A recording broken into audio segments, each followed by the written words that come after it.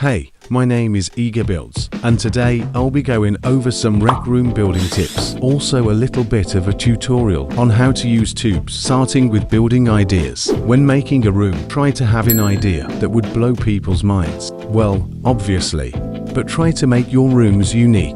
Like for example, rec room militaries. Don't just have a military game, where you have people train, then make them follow specific rules and join some random Discord server.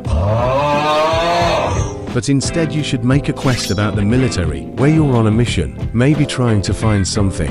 This will make the game much more fun, and also more engaging to players.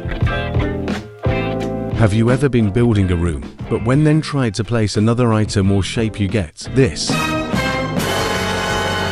Even though Rec Room had an update, and made it where you be able to have more ink, it's still there and it will come to bite you in the butt. When it comes to ink, you'll want to try to merge everything you can, and make the stuff that players aren't even going to touch decorations. For example, backgrounds. This would make it cost less ink. You can do this by clicking configure, then clicking the item you want to make decoration. Then look for something that says environment. Now click it, then click decoration. Sure, this would make it have no hitbox and not let you walk nor jump on it, but it sure keeps your ink low, and I say that's worth it. You can also save ink by keeping a limit on the amount of props you use, because those can cost the most ink out of everything else. Also, when building, try to use tubes instead of cubes, because they're more cheaper. Plus they are more easier to form into a custom shape to your liking. It may be hard for you to use them at first, but once you figure out how to use them, it would be a smooth ride from there. All of this should help you have more room for ink. If you're ever gonna make your room public, then the one thing you should never forget is the description. Okay, how do I get down from this thing? Sure, it may take some time to make, but describing what your game is about helps more than you think. But don't give out the spoilers of the game, of course, but something that gives the player a little bit of intel. This would help, because a player would be looking for a game to play, and they might stumble upon your game, and when they read the description, they will want to join it, because it looks interesting to them. Another thing you could do is leave cliffhangers, like something that would leave the player dying to know what's gonna happen next, leading them to join. This would definitely get you more visits in your room. Sure, the description may grab people's attention, but you know what would grab it even more? This thing. The title. You got to admit, that was pretty cool. Yeah, that's right. The title of your game would grab people's attention. By just making it stand out gets you more visits. It's like a YouTube thumbnail, where it's a person with a goofy face most likely reacting to something, and I bet you at least click one of those videos at least once. So one way you can have a good title is by putting something in the background and having the name of the game in front of it. Now for the most important, very important, extremely important topic of them all, the inventions. You know, those rooms that can look very nice at first,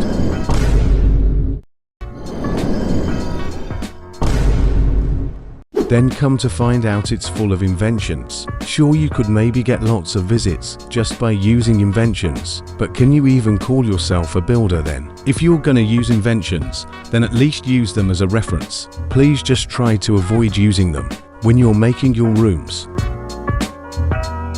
When it comes to tubes, it's not as hard as you think. So start by selecting tubes, which is shapes in the palette section of your maker pen. Next to shapes is swatches, which you can choose the color or material of your tubes. And if you click back to tools, you should see create tube settings. And like in the name, you can select the settings of your tubes. And the first thing that you would see is tube radius. This is where you can decide how big you want your tube to be, with the options from 0.01 to 1 in size. And the second setting is called tube height scale. This setting flattens the tube all the way from 1 to 0.1. But if you keep scrolling down, you should see the third setting called tube facets. This allows you to change the shape of the tube, and each number is the amount of sides the shape has. After that is tube analog mode. If you click that, you'll get 3 choices. The 3 choices are off, brush, and raw. These settings are mainly for VR players. The first choice you'll get is off. This would just be the same size and height no matter what. The next one is brush, and if you slowly let go of the trigger, it would get smaller and smaller. After that is raw.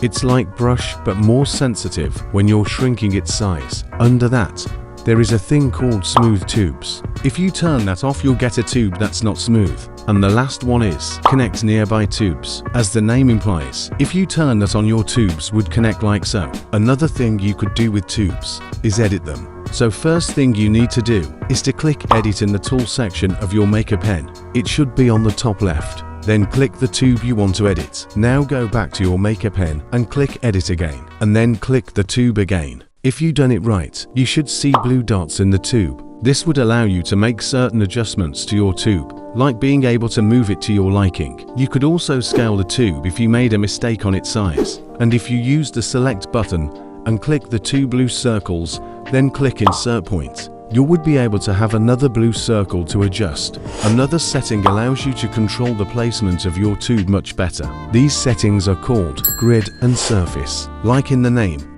surface allows you to put the tube on anything that has a surface, like floors and walls. And the grid setting helps you make your tube straighter when placing. You can also make fake glass by using tubes. Then go into swatches to choose a glass color. The best color for the glass is any blue color, but you can choose a different color if like. Now for the material, you would need to choose shiny metal, for it's needed for the glass effect. For the tube settings, you'll need to adjust the tube radius to however big you want the glass to be, and select the number 4 for the tube facets section. This should give you a square. Now to place it down, just tap on the trigger once so it can be flat. Then rotate it upside up if it's not already. After that, you'll want to click configure, then click the tube. You will get the shape settings. Then scroll down till you see the option, use old end cap style. Once you click that, the tube should look like glass. And here's a comparison of a normal tube and a glass effect tube. Thanks for watching. I hope this video helped. And make sure to give this video a like and a lovely subscribe. It surely helps me out a lot. Now let's get to building future rec builders.